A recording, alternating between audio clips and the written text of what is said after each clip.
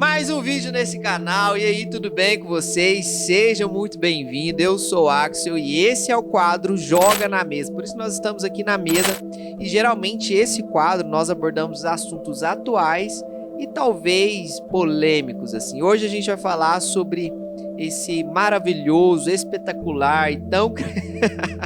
Não posso falar desse jeito, senão vou ser cancelado, mas esse vídeo horroroso e demoníaco da Luísa Sonza. Gente, a primeira coisa que eu quero conversar com vocês, e eu quero que vocês entendam de uma vez por todas, não se escandalize com essas coisas.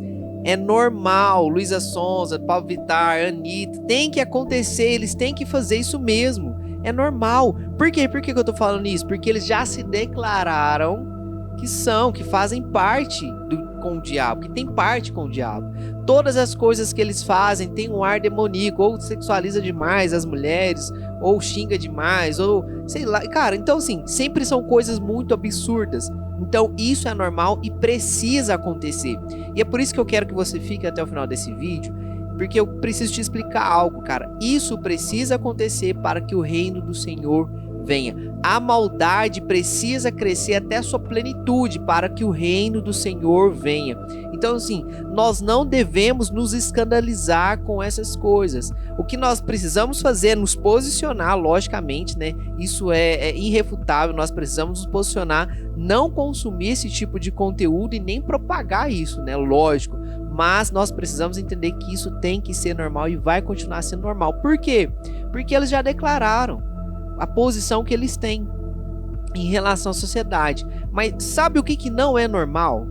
Ainda não entrei no assunto aqui, ainda a gente vai para a Bíblia, eu vou falar um pouquinho sobre isso com vocês, eu vou ser bem breve e objetivo, mas o que eu preciso que você entenda é o seguinte: sabe o que não é normal? O que a gente precisa, tipo, ficar atento e com os olhos espirituais sempre em alerta, é quando nós vemos um pastor saindo do verdadeiro evangelho.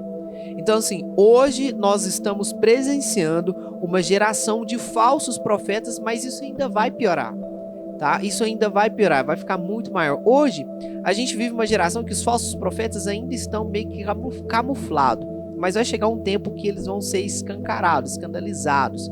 Todo mundo vai ver com muita clareza que eles são falsos profetas. Mas o que eu preciso que você entenda é o seguinte: tudo isso que tem acontecido precisa acontecer, e precisa acontecer com mais frequência, precisa acontecer mais pior para que o reino do Senhor venha. Então por isso que a gente precisa de fato entender o que está por vir e o que precisa acontecer para que o reino do Senhor venha. Qual que é o nosso papel? Antes de eu entrar aqui nos pontos, antes da gente ir para a Bíblia, eu preciso deixar muito claro qual que é o nosso papel como cristão.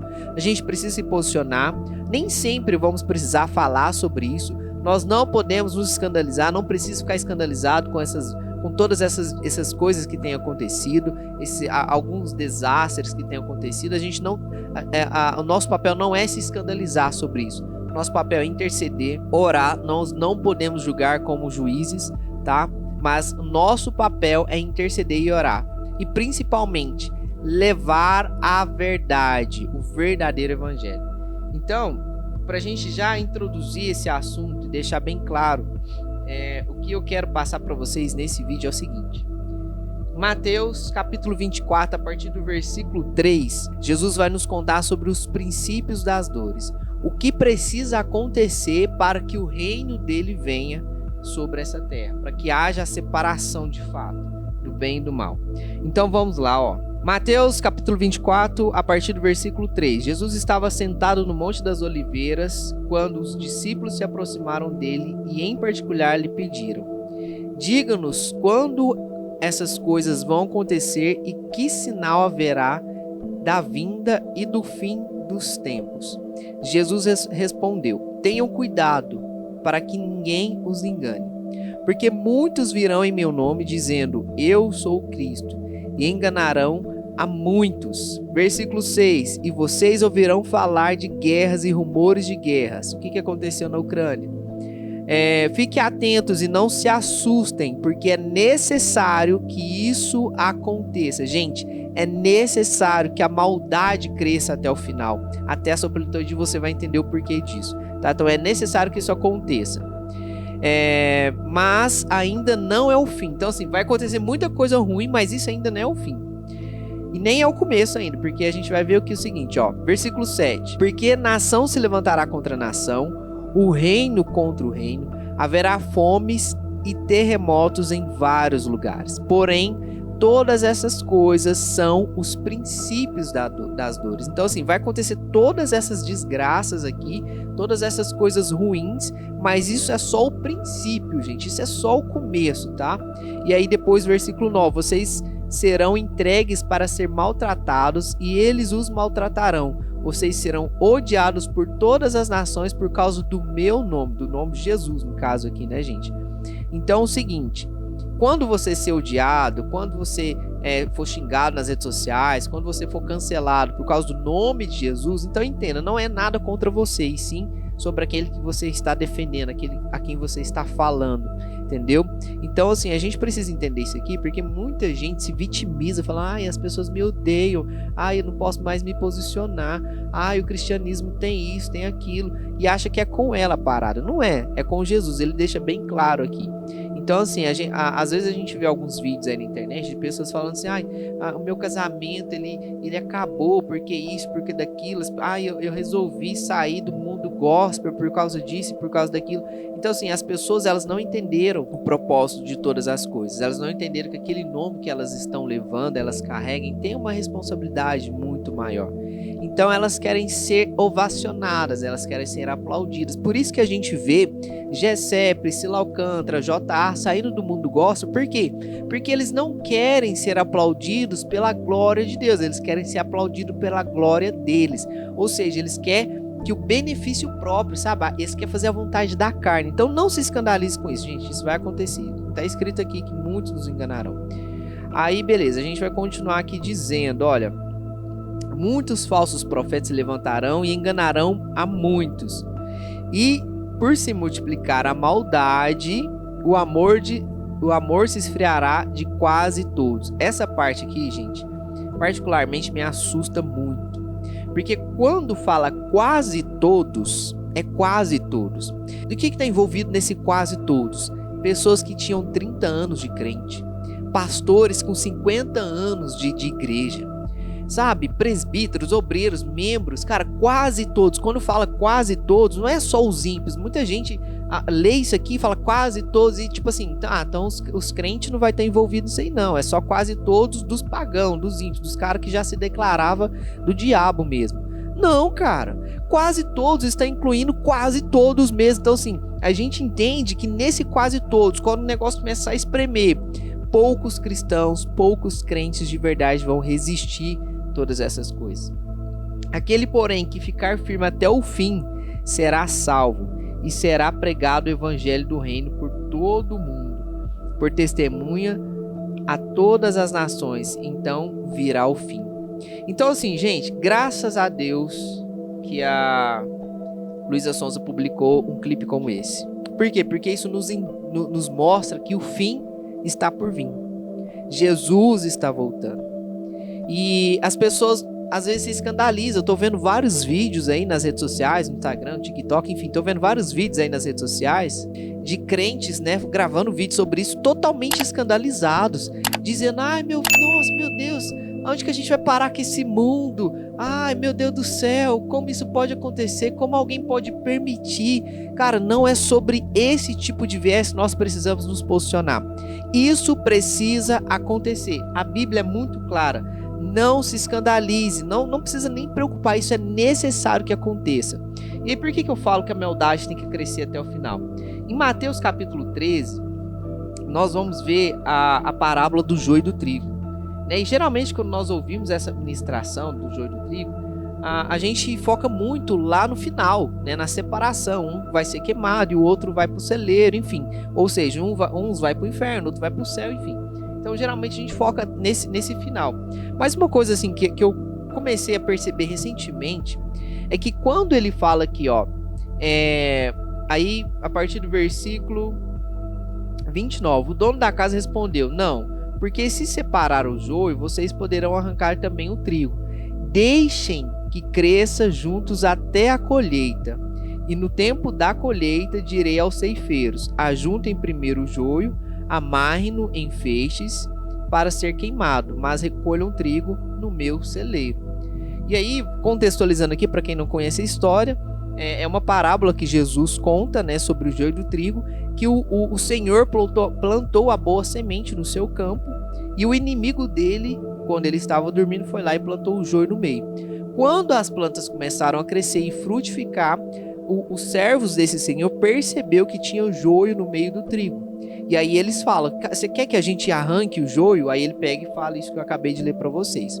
Então, assim, duas coisas que a gente precisa se atentar para esse texto aqui, que às vezes passa despercebido quando nós estamos lendo ou meditando sobre. Eles só perceberam que tinha joio no meio do trigo quando começou a frutificar. Ou seja, quando o trigo começou a produzir frutos, que eles perceberam que tinha joio no meio do trigo. Porque o joio ele não frutifica. O joio, quando você pega, tem vários vídeos aqui no YouTube, aqui, você pode assistir, que o joio ele é só palha. E aí o trigo ele tem umas sementinhas, que é o fruto dele. E as plantas são muito parecidas. Então, quando começou a crescer, eles não perceberam a diferença. Só quando começou a frutificar que eles começaram a identificar o que era trigo e o que era joio. Então, no nosso meio, isso vai acontecer também. Muitas pessoas vão crescer dentro da igreja, vão viver dentro da igreja, 10, 15, 20 anos dentro da igreja, e a gente vai jurar de pé junto que aquilo ali é um trigo, mas na hora que a gente vai ver o fruto, não é um joio, era um joio ali no meio. E isso está muito claro aqui para nós, né? Tanto em questão de membros, né, de pessoas que estão ali para servir, quanto também de pastores. A Bíblia está falando de falsos profetas aqui também. Então eles incluem nesse meio, né? A gente vai pensar que o cara é trigo, não chega no final, o cara é joio, porque o cara é infiel com a sua esposa, o cara maltrata a sua esposa, o cara prega uma coisa em cima do altar e vive outra embaixo. Então, sim, a gente vai começar a presenciar todas essas coisas com muito mais frequência, gente. E a gente não deve se escandalizar, porque a maldade precisa crescer. Mas o que eu preciso que você entenda é que nós nos posicionemos como trigos. Por quê? Por que nos posicionamos como trigo? Porque a frutificação é obrigatória. A frutificação, ela é obrigatória, e eu quero te provar isso biblicamente, para não ficar, né, vai achar que eu tô falando aqui asneira. Lucas capítulo 13, no versículo 6. Vamos abrir aqui, Lucas 13, 6. Lucas 13, versículo 6, a Bíblia vai dizer o seguinte, ó. Jesus contou a seguinte parábola: certo homem tinha uma figueira plantada na sua vinha, e vindo procurar fruto, nela não achou. Então disse ao homem que cuidava da vinha: já faz 3 anos que venho procurar fruto nessa figueira e não encontro. Portanto, corte-a, porque ela ainda está ocupando inutilmente a terra. Nossa, olha que forte, gente. A pessoa que não frutifica, ela está ocupando inutilmente aquele espaço. A pessoa que não frutifica dentro da casa do Senhor, ela está ocupando aquele espaço de uma forma inútil. Meu Deus, Jesus é muito forte nessa parábola aqui. Aí ele vai continuar no versículo 8. Mas o homem que cuidava da vinha respondeu: Senhor, deixe ainda este ano, até que eu escave ao redor dela e ponha estrume. Se vier a dar fruto, muito bem. Se não der fruto, o Senhor pode cortá-la. Então aqui nós entendemos que a frutificação ela é obrigatória. Vai ter pessoas que vão investir em você, ou seja, quando ele fala que eu vou colocar estrume, eu vou colocar adubo, são pessoas que vão investir em você. Então a frutificação ela é obrigatória. Às vezes o seu líder está investindo em você, às vezes o seu pastor está investindo em você, às vezes os seus pais estão investindo em você, às vezes, pais, são os seus filhos que estão investindo em você. Então a frutificação ela é obrigatório. O nosso posicionamento como crentes é obrigatório. Vai chegar um tempo que nós não vamos poder falar abertamente a respeito de todas essas coisas.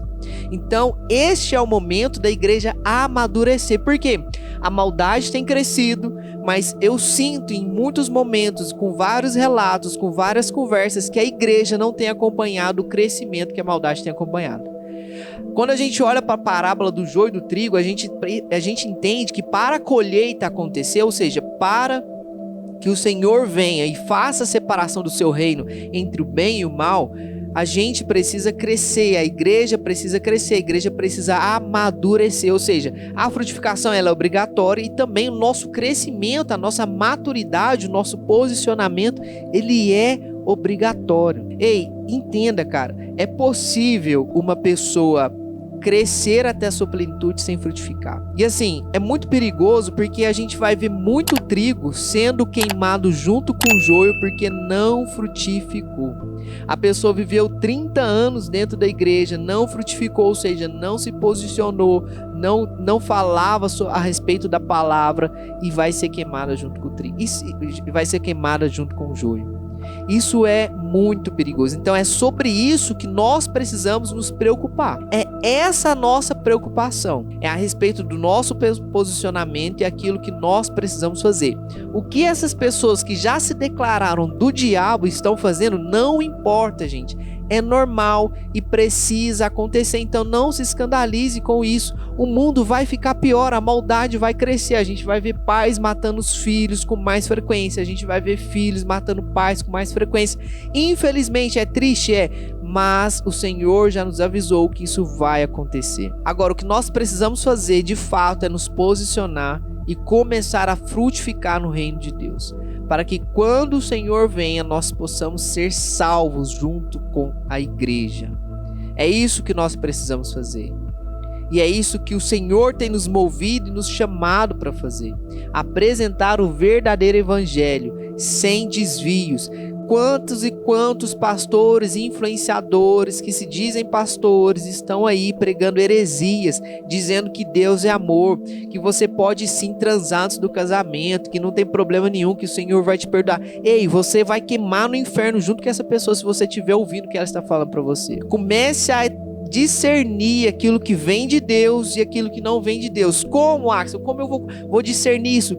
Vai para a Bíblia, meu irmão. Se não tiver na Bíblia, tá repreendido. Como eu e a Nai a gente faz algumas brincadeiras dinâmicas, geralmente quando a gente reúne alguns jovens, tá na Bíblia ou tá amarrado? Quando você ouvir que não tá na Bíblia, meu irmão, tá amarrado, vaza fora. Então, sim, o meu recado é, não se escandalize, mas se posicione.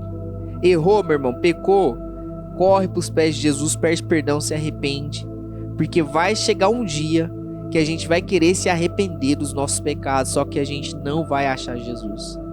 Tá na Bíblia isso, viu? Tá na Bíblia. Vai chegar um dia que nós vamos querer arrepender dos nossos pecados, mas nós não vamos ter mais a chance de fazer isso.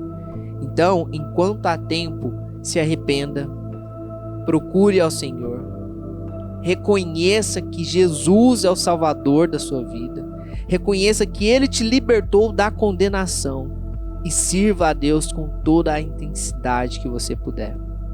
Frutifique no reino do Senhor, para que você seja salvo, junto com a igreja. Amém? Deus te abençoe e até o próximo Joga na Mesa.